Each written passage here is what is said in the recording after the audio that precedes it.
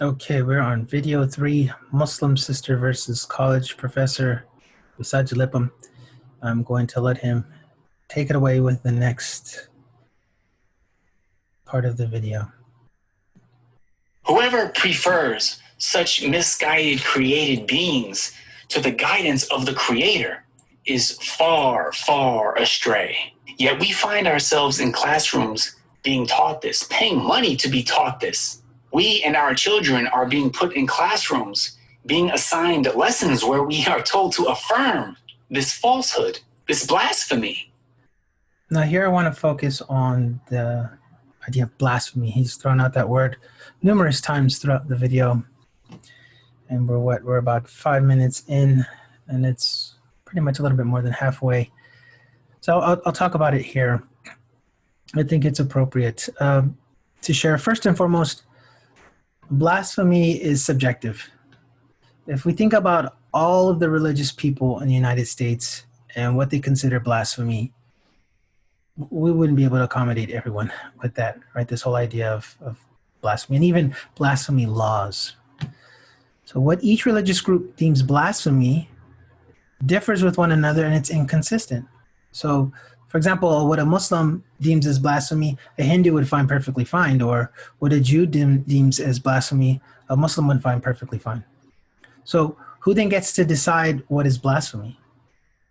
No one should in a secular society, So imagine this.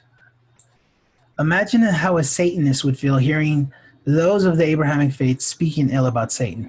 Right? That's their deity. That's who they worship. Or how about a Hindu and how they feel about non-Hindus talking about their gods being degraded and wanting to advocate blasphemy laws, right? Satanists wanting that or Hindus wanting that.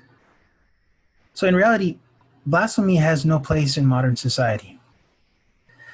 Let's see if Saajid will give us more insight into the falsehoods Salafis are being taught as we move along from that point.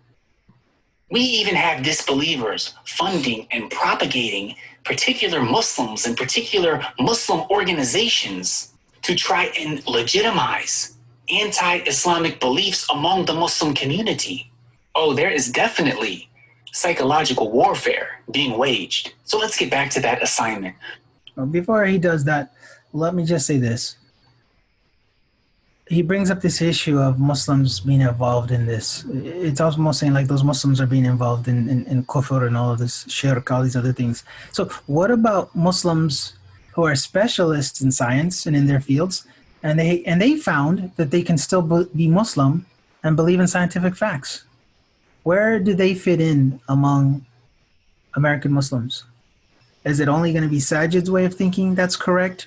Or is there room for American Muslims to decide how science that contradicts their scriptures will be reinterpreted and understood? That's something for people to think about here. Which monkey group might we use as a model for our earliest ancestors? How would you reply? How do you think the students in this class replied?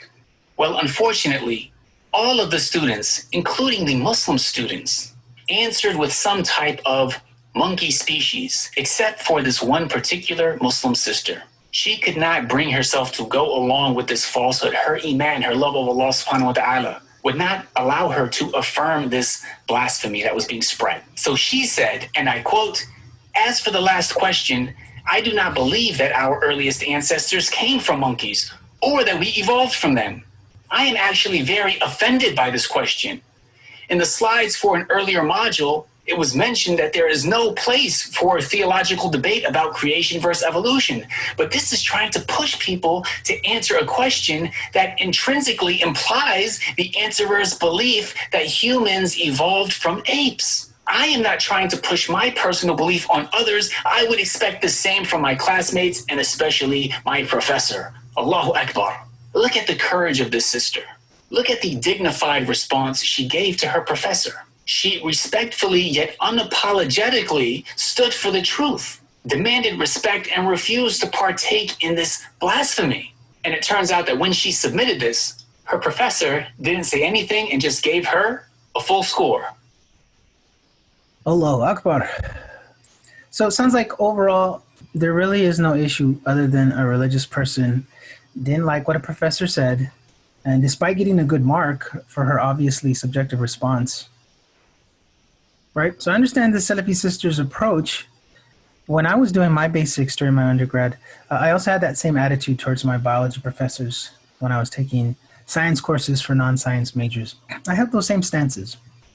And it wasn't until I was finishing my master's degree that I started to realize the importance of not taking a position until first knowing what the position was about. Now, after reading about evolution in science, I have a more informed view that replaced my once biased view. So let's see how Saajid ends the video. I hope he'll show us some proofs for the falsehood of evolution and the whole psychological warfare thing and the whole Muslim sister versus college professor, battle going on here, because I'm really looking forward to seeing a little bit more of that. So, brothers and sisters, the good news is, mashallah, we actually have Muslim students who are starting to recognize the blasphemy, the false indoctrination that is being pushed upon us. And they have enough knowledge and courage and iman to speak up, to not let it slide. However, the bad news is we are truly fighting an uphill battle because this indoctrination of false ideas is being pushed on everyone. And there are far more people who seem to just be silently accepting and internalizing it than those who fear Allah first and foremost and are speaking truth against this falsehood. I know the unfortunate reality is so many of us and our children are in these schools. They are being taught propaganda that goes against Islamic teachings. Sometimes it is very subtle, and other times it is extremely obvious to those with knowledge. But the very least that we can do is educate ourselves, educate our children, and be aware of what's going on. The weakest of iman is to hate these things in our hearts when we come across them. The least we can do is recognize the falsehood and hate it. Allah knows what is in our hearts. Allah hears and sees everything. But even better than just hating it in our hearts is to speak out against it, to articulate the truth with knowledge and wisdom like our sister did in this particular situation. I'm not saying we should go into every classroom and start preaching our beliefs, but the fact is, if these professors and these schools and these teachers are going to be propagating their beliefs on us, forcing false ideologies upon us, then we have every right and responsibility to point that out and speak the truth. And even better than just speaking out against it would be to change the physical reality, to completely remove ourselves from even being exposed to such falsehood, to provide and participate in Islamic alternatives, and to not support these institutions constantly propagating blasphemy, forcefully spreading false indoctrinations. Allah surely knows best. May Allah protect us and our children. May Allah guide all of us. Jazakumullahu khairan. Wassalamu alaikum wa rahmatullahi wa barakatuh.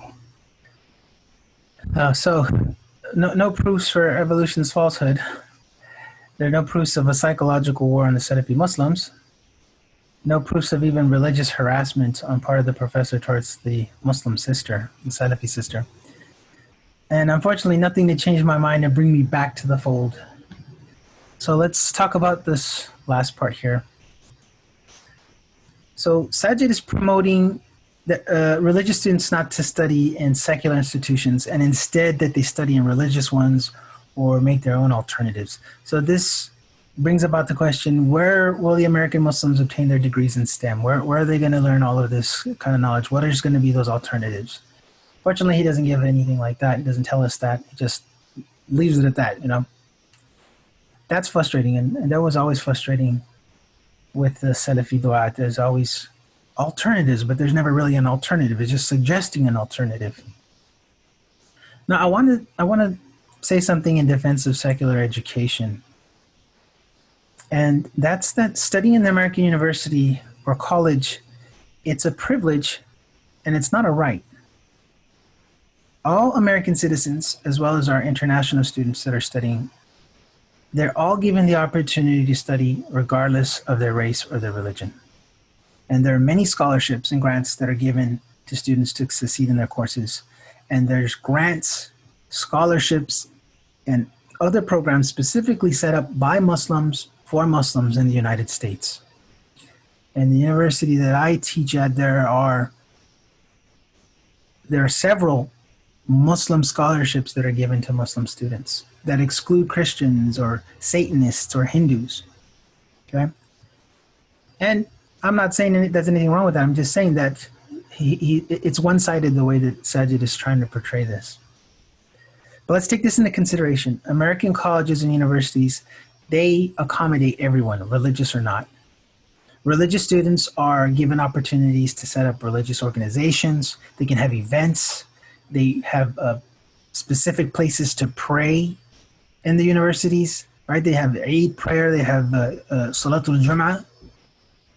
And women are allowed to wear the hijab, the niqab. Men can grow their beards long. They can wear the thobe. But unfortunately, this is not allowed in an Islamic university in the Muslim world, right? Does this happen in Medina? Does this happen in al-Qura? Does this happen in Al-Azhar? I highly doubt that. So keep this in mind. Just as the religious have these accommodations, so do the non-religious and the secular. And this is why it's important to understand that secular institutions are more diverse and open because they accept everyone. So I have a final question for Saajid.